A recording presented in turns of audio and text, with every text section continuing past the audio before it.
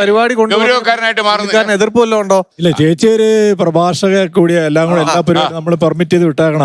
മാത്രമല്ല S police സ്റ്റേഷനിൽ വീട്ടിലൊരു രക്ഷ. ഇതിന്റെ പ്രഭാഷക പല പരിപാടിയുണ്ട്.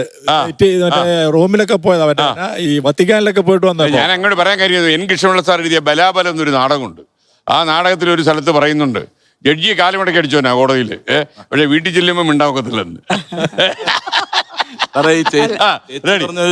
പ്രധാനപ്പെട്ട കാര്യമാണ്. കാരണം ഈ കഴിഞ്ഞ ദിവസങ്ങളിലൊക്കെ കുറച്ച് വീടുകളിലൊക്കെ പോയപ്പോ അവർ ഒറ്റയ്ക്കുള്ളൂ, മക്കളൊക്കെ വിദേശത്താ. അപ്പൊ അവര് നമ്മളൊരു ചായ തന്നു, ചായ കുടിച്ചിട്ട് പെട്ടെന്ന് പോവാൻ നേരത്തെ അവര് പറഞ്ഞത് കുറച്ചേർന്ന് വർത്തമാനം പറയാതിരിക്കും എന്ന് വെച്ചു.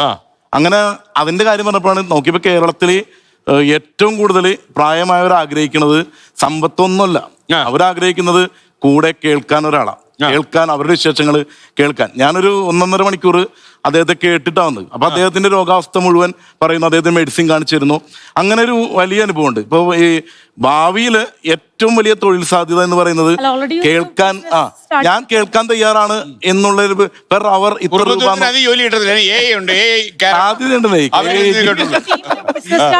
സാധ്യതയുണ്ട്. ഇപ്പൊ എന്റെ നാട്, ഞാൻ ജനിച്ചത് വളർന്ന കുടുംബത്തില സാറിയ. അപ്പൊ അവിടെ ഞങ്ങള് ഒരുമിച്ചിരുന്ന്, പണ്ടൊക്കെ ഒരുമിച്ചിരുന്ന് ഒരു ചക്ക മുറിച്ച് ചുറ്റുമുള്ള ഒരു സാംസ്കാരിക കേന്ദ്രം ഉണ്ടാവും ഒരു വീട്ടില്.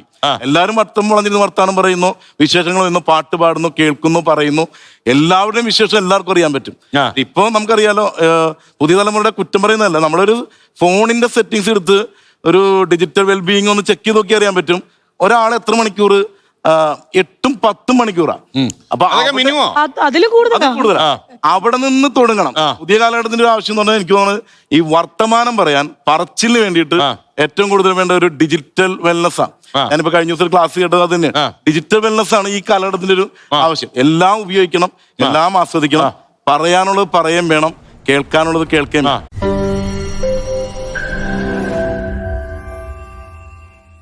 ലോകത്തെവിടെയായാലും ഏത് സമയത്തും 24 വാർത്തകളും ഓഗ്മെന്റഡ് റിയാലിറ്റി പാക്കേജുകളും എക്സ്പ്ലെയിനറുകളും വിശദമായി കാണാൻ ഞങ്ങളുടെ യൂട്യൂബ് ചാനൽ നിങ്ങൾക്ക് സബ്സ്ക്രൈബ് ചെയ്യാം.